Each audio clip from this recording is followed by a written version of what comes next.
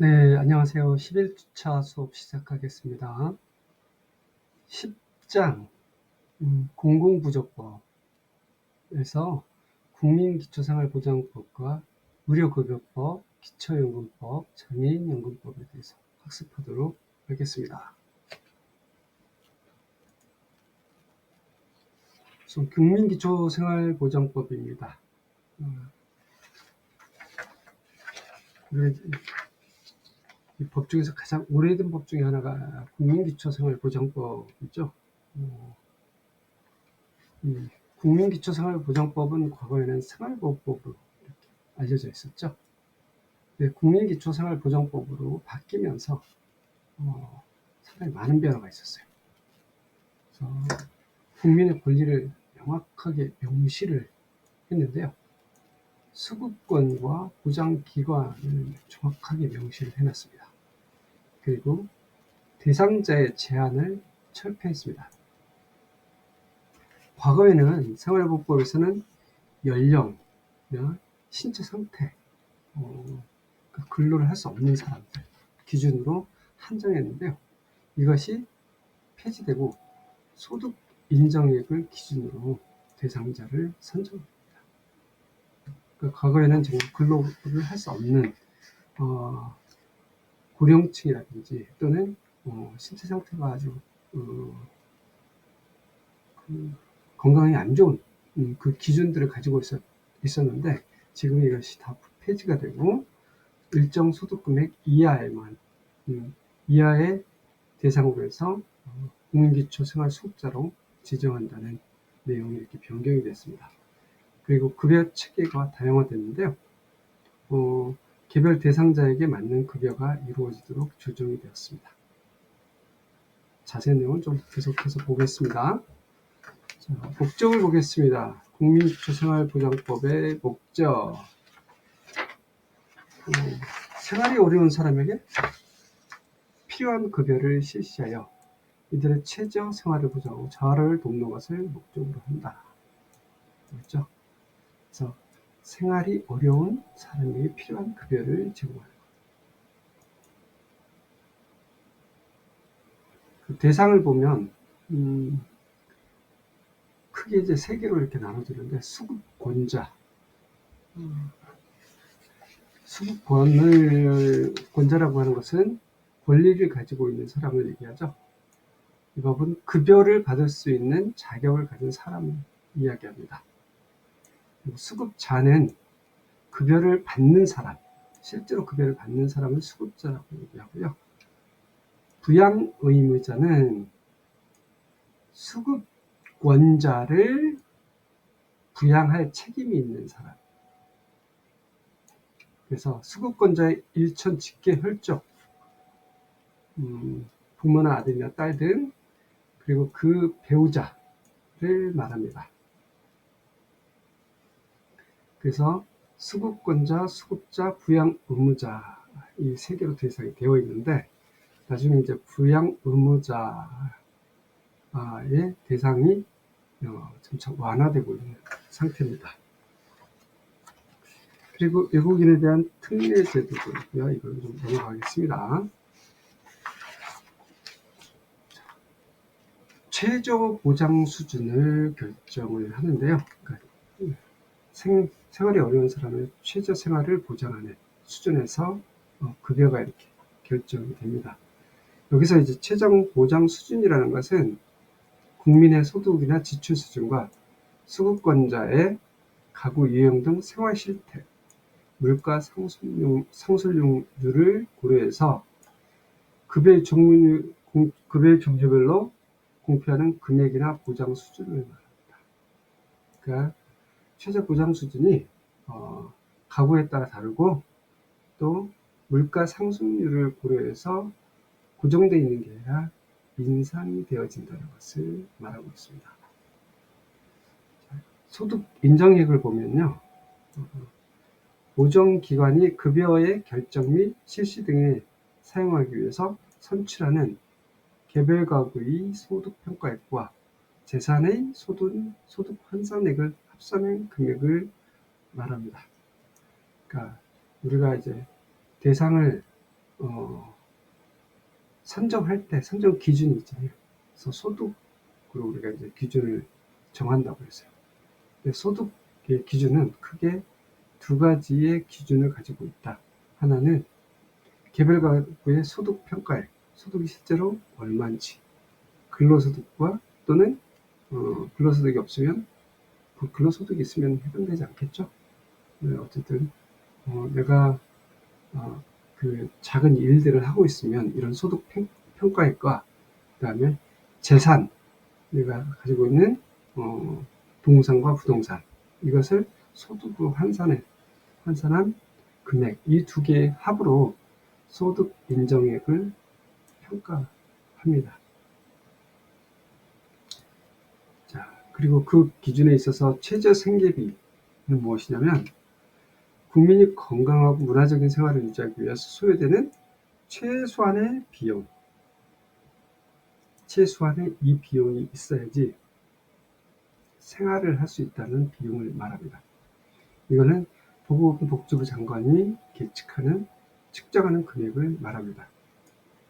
거기에 중요한 기준 중에 하나가 기준 중위소득입니다. 이 기준 중위소득은 굉장히 많이 나오기 때문에 여러분들이 모든 복지에서 일정한 근거가 되는 것이 기준 중위소득이에요. 그래서 기준 중위소득이 무엇이고 그 중위소득을 어떻게 산출하는지에 대해서 여러분들이 좀 이해할 필요가 있습니다. 그래서 보건복지부 장관이 급여의 기준 등에 활용하기 위해서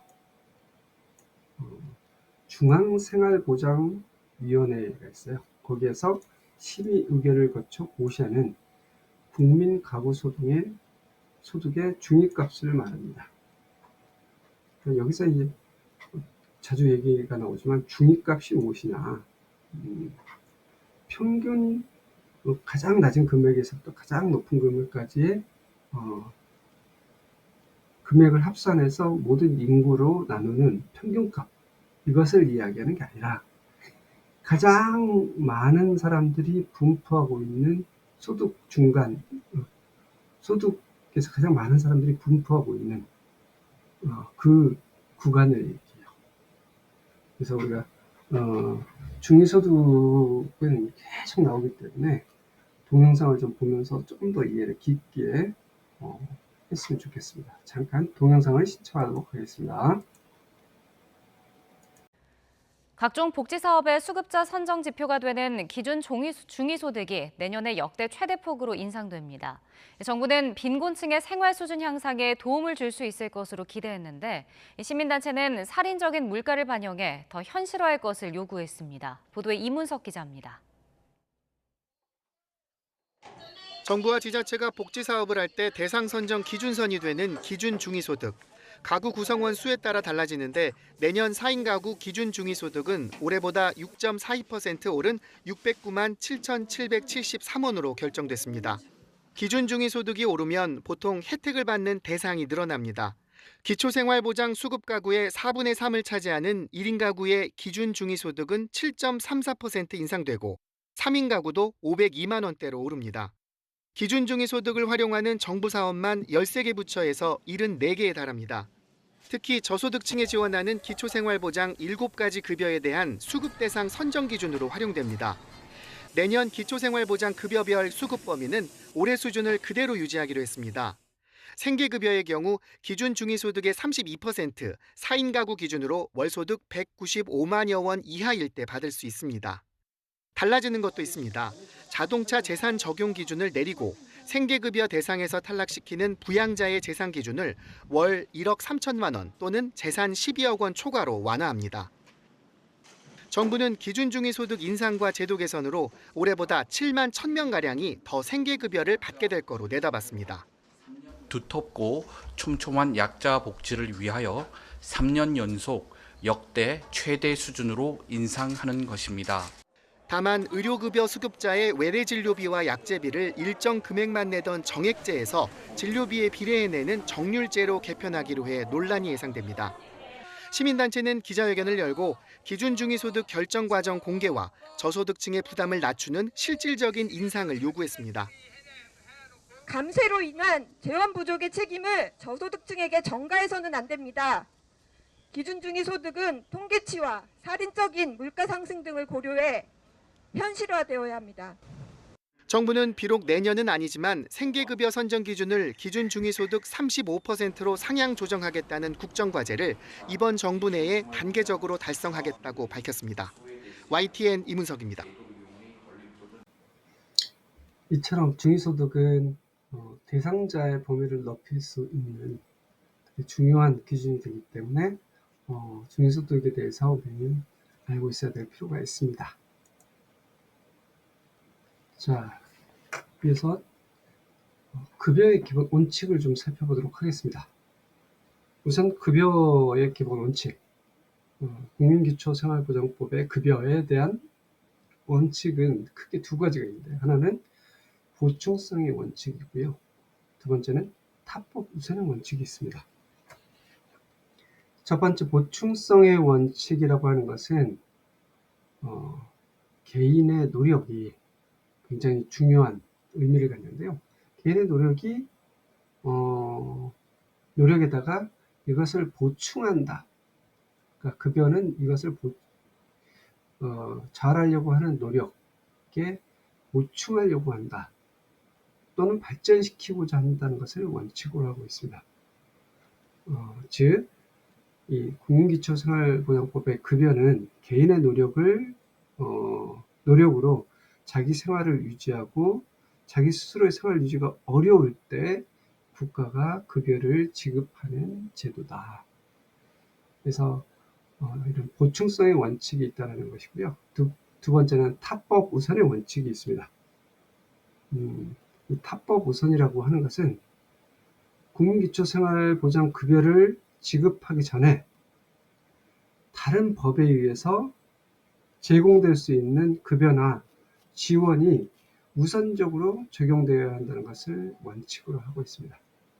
예를 들면 국민연금이나 또는 산재, 고용, 기초연금 이런 수급 대상자는 우선 이 법에서 우선 해당 급여를 신청하고 부족한 부분, 그 부분에 대해서는 기초생활보장급여를 받는다는 것을 이야기하고 있습니다.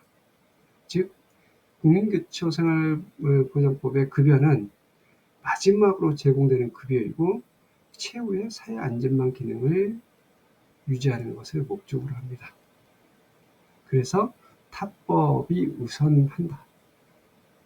그러니까 타법의 우선 원칙이라는 것은 다른 법에 의해서 보장되는 것들을 우선적으로 보장하고 나서 맨 나중에 국민기초생활보장법이 그것을 부족한 부분을 채워준다든지 또는 그런 연금이 없을 때 전액 급여를 지급한다든지 이런 원칙을 가지고 있다는 거예요.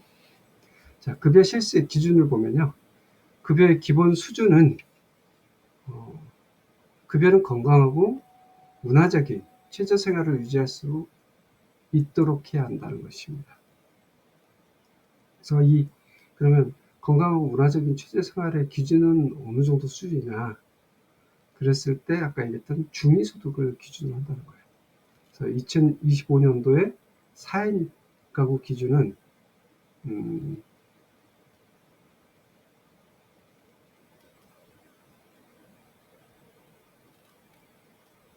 아까 그 중위소득이 있었죠. 그 중위소득을 기준으로 해서 보통 한 40% 정도 수준에서 얘기를 해요. 그러니까 이제 4인 가구 기준이 중위소득이 600만 원 정도면 거기에 기초생활보장급여 같은 경우는 30 내지 40% 정도를 해요. 그래서 200만 원 살짝 좀 안 되게 책정이 됩니다. 그리고 급여의 개별화. 급여를 개별 가구를 단위로 하여 실시하되 특히 필요하다고 인정되는 경우에는 개인 단위로 실시할 수 있다. 이 급여는 가구를 대상으로 한다. 개별 가구마다 다를 수 있다는 것을 이야기하는 거죠. 급여의 신청을 보겠습니다. 우리나라 급여는 모두 다 복지는 신청주의 원칙을 택하고 있습니다. 신청주의라는 것은 본인이 신청을 해야지 대상자로서 권리를 갖는다는 것을 의미합니다. 그래서 이 경우에 사회복지 전담 공무원은 이 법에 따른 급여를 필요로 하는 사람이 누락되지 않도록 관할 지역에 거주하는 수급권자에 대해서 급여를 직권으로 신청할 수 있다. 그러니까 사회복지 전담 공무원은 대상자가 있으면 급여를 직권으로 신청할 수가 있어요. 그래서 사회복지사가 우리가 이제 클라이언트를 만나건 또는 관절 대상자들을 만났을 때 이게 이제 급여가 필요한 사람들이다 그러면 인민동 행정복지센터에 상담을 의뢰하고 신청을 하게 되면 사회복지 전담 공무원이 그걸 보고 수급권자 여부를 판단을 하겠죠. 그래서 급여를 직권으로 상정할 수가 있습니다. 물론 이제 급여 대상자가 선정되는 것은 대상자 선정에 대한 기준들이 있어서 그 별도의 절차를 거치긴 합니다. 그리고 신청에 의한 조사가 있습니다. 급여 신청이 있는 경우, 신청자가 신청하는 경우 필요한 사항을 조사하거나 의료기관의 검진을 받게 할 수 있다.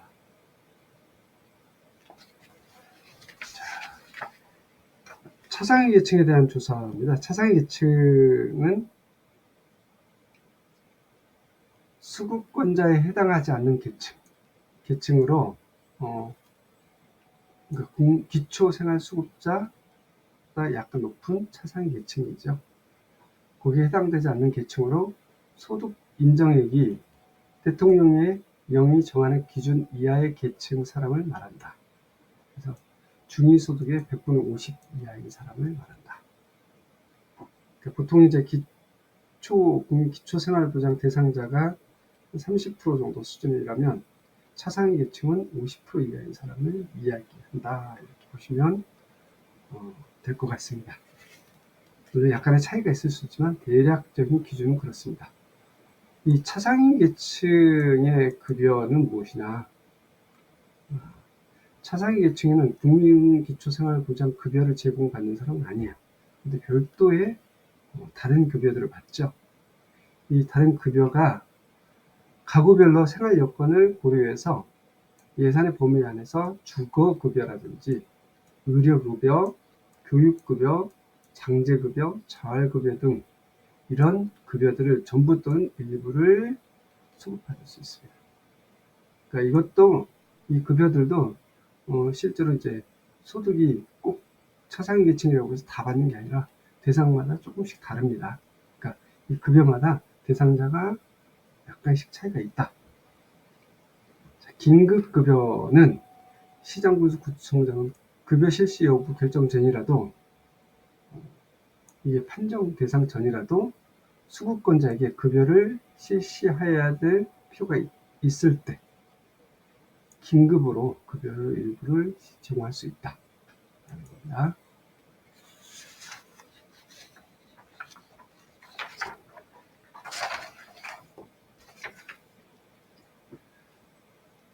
생계급여를 보겠습니다. 생계급여. 제일 많은 게 이 생계급여인데요.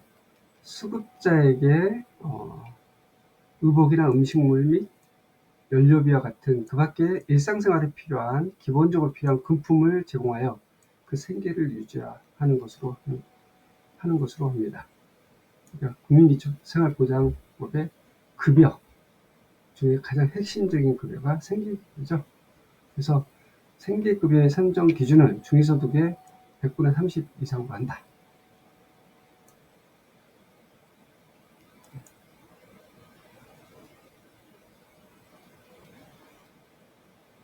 생계급여의 산정 기준은 100분, 중위소득이 100이면 30이 기준이 된다는 거예요. 그래서 대통령이 정하는 바에 따라서 근로능력이 있는 수급자에게 자활에 필요한 사업에 참가할 것을 조건으로 생계급여를 지급할 수가 있다. 조건부 수급을 이야기하고 있습니다. 여기서 이제 우리가 과거에는 그 생계급여를 지급하는 데 있어서 부양 의무자 조건이 있어요. 이 부양 의무자가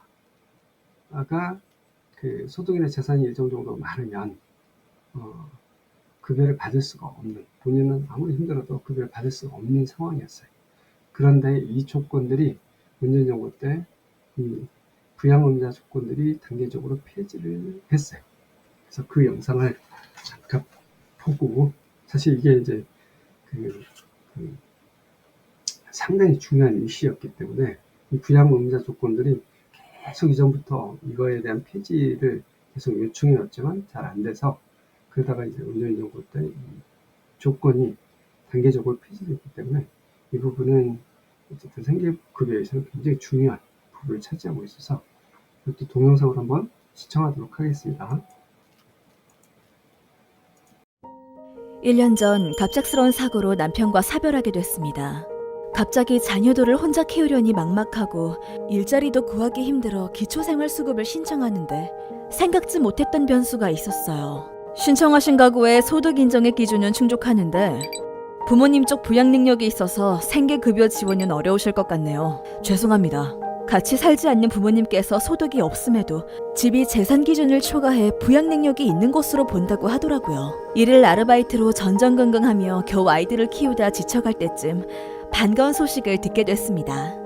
2021년부터 기초생활보장 부양 의무자 기준이 완화돼서 다시 신청해보시는 게 좋을 것 같아 전화드렸어요. 담당자 전화를 받고 나니 안도감이 들고 힘이 나기 시작했어요.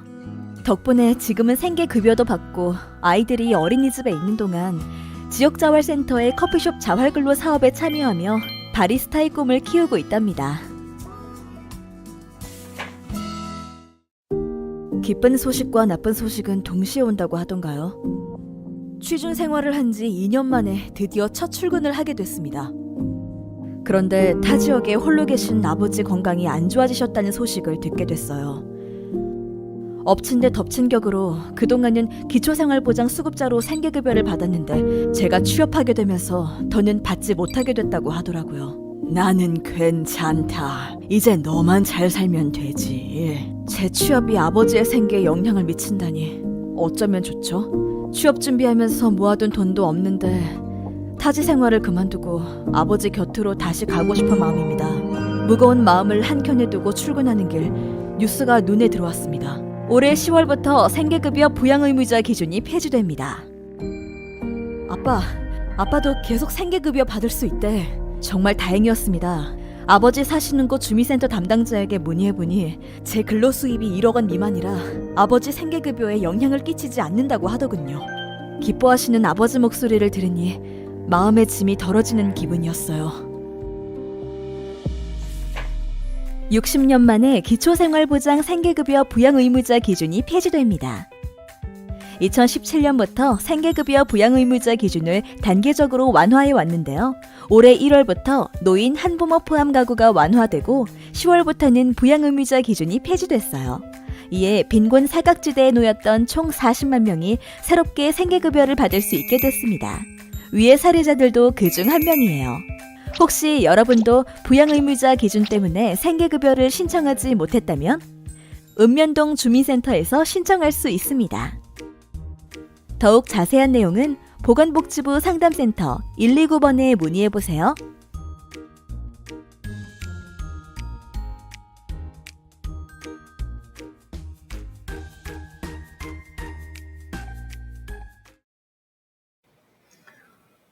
동영상에서 보는 것처럼 부양의무자 자격 조건이 폐지되면서 굉장히 많은 사람들이 혜택을 볼 수가 있어서 복지 사각지대가 해소되는 효과를 가져왔습니다.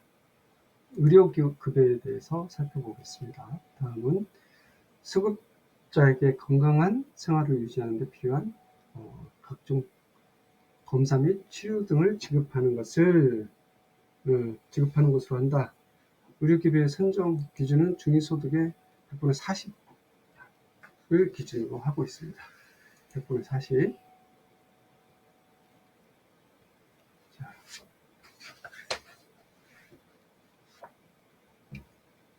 주거급여는 주거 안정에 필요한 임차료, 수선유지, 수선비, 그 밖에 수급품을 지급하는 것으로 하는데요. 중위소득의 이거는 100분의 43을 기준으로 하고 있습니다. 자, 교육급여는 수급자에게 입학금, 수업료, 학용품비, 기타 수급품을 지원하는 것으로 하되 필요한 내용에 대해서는 대통령으로 추가적으로 정하는데요. 이건 소득의 100분의 50을 기준으로 하고 있습니다. 그래서 교육급여는 교육부 장관이 지급을 하고 있습니다. 이 밖에 해상급여나 장제급여 등이 있습니다.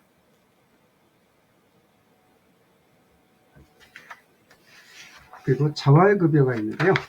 자활급여는 수급자 외 자활을 조성하기 위해서 제공하는 급여의 내용입니다. 수급자 자활에 대한 세부 내용을 보면요. 자활에 필요한 금품의 지급이나 대여, 그리고 근로 능력의 향상 및 기능 습득을 지원하고요. 취업 활성 및 정보의 제공을 지원하고 있습니다. 그리고 근로기회를 제공하고 있어요. 자활지원센터에서 근로기회를 제공하고 있죠. 그리고 자활에 필요한 시설 및 장비를 대여하고 있습니다. 그리고 창업훈련도 하고 있고요. 그리고 자활에 필요한 자산 형성을 지원을 하고 있는데 이게 사실 이제 되게 유럽 같은 데는 되게 많이 활용되는 거예요. 자산 형성 지원이라고 해서 개인도 개인의 자산 형성을 지원하고 지역도 지역 자산화 전략이라고 해서 지역의 자산을 형성할 때 자산을 형성할 수 있도록 지원해주는 법률도 있고 그것을 지원하는 지원 기관들도 있어요. 우리나라 같은 경우도 개인뿐만 아니라 지역에서 지역 자산을 넓힐 수 있는, 공동의 자산을 넓힐 수 있는 이런 제도들이 마련되어질 필요가 있습니다. 자, 보장기관이나 보장시설을 보도록 하겠습니다. 급여를 제공하는 기관은 국가나 지방자치단체죠. 그래서 실제로 이 법에 의한 급여는 원칙적으로 수급권자 또는 수급권자 거주지에 관할하는 시장군수구청장이 이 업무를 담당을 합니다. 보장시설은 급여를 행하는 사회복지사업법에 의한 사회복지시설로서 대통령령이 정하는 시설을 말합니다. 대표적으로 자활 후견 기관들이 있죠.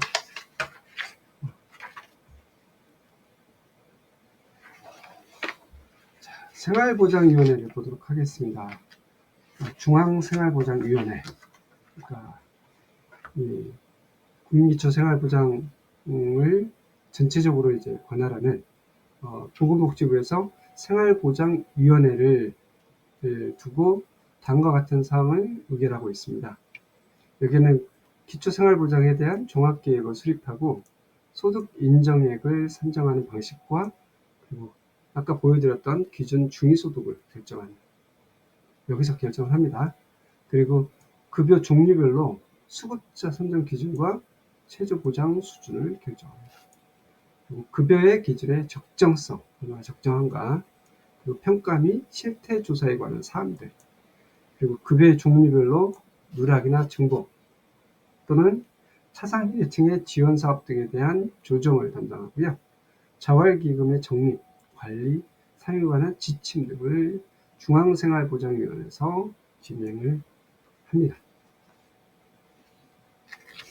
자, 자활지원을 보겠습니다. 자활지원, 한국자활복지개발원이고요. 그리고 광역시도별로 광역자활지원센터가 있습니다. 그리고 지역자활센터, 시군별로 지역자활센터가 있습니다. 여기서 하는 사업은 자활 대상자, 수급자를 대상으로 해서 자활 의욕 고취를 위한 교육, 그리고 자활을 위한 정보 제공, 상담, 직업교육이 굉장히 중요한 포인트겠죠. 취업 활성, 그리고 생업을 위한 자산 금융융자 알선을 하는데 사실 이제 이 자활에 대한 직업교육을 하는 그 현장의 대상자들은 현장에 있는 자활센터 직원들은 이제 사실 그 고민들이 굉장히 많더라고요. 이게 단순하게 그 교육을 시키는 것들이 잘 따라오는 대상들에 대해서는 잘 직업교육을 잘 시키는 경우도 있고요. 또 한편으로는 급여를 제공하는 수단으로서 이런 이제 직업교육을 진행하게 되는. 근데 그것도 또 의의가 있다는 거죠.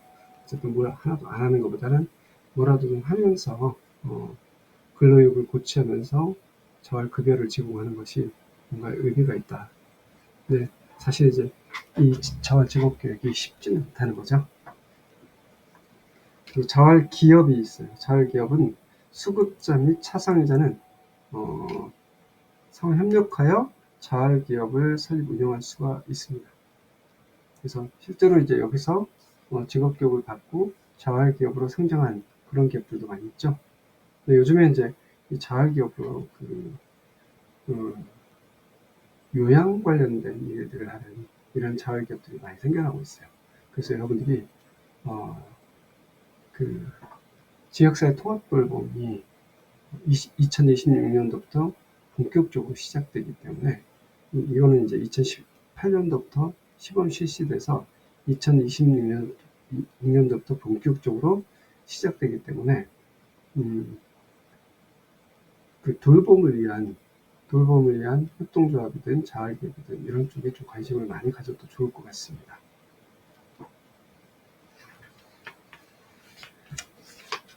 자, 하나가 건너뛰었네. 보장 비용의 부담은 보장 업무에 소요되는 비용들은 시군구에서 차등하여 분담, 국가와 시도에서 같이 이제 차등해서 분담을 하고요. 그리고 여기에 추가한 비용은 해당 지자체에서 부담을 하는. 다시 얘기하면 이 보장 비용은 모두 국비에 의해서 지급되는 지급을 해야 된다라고 이렇게 명시를 하고 있습니다. 자, 여기까지 1교시 마치고요. 의료급여부터는 다음 시간에 2교시 때 수업 진행하겠습니다. 여러분 2교시 때 뵙겠습니다.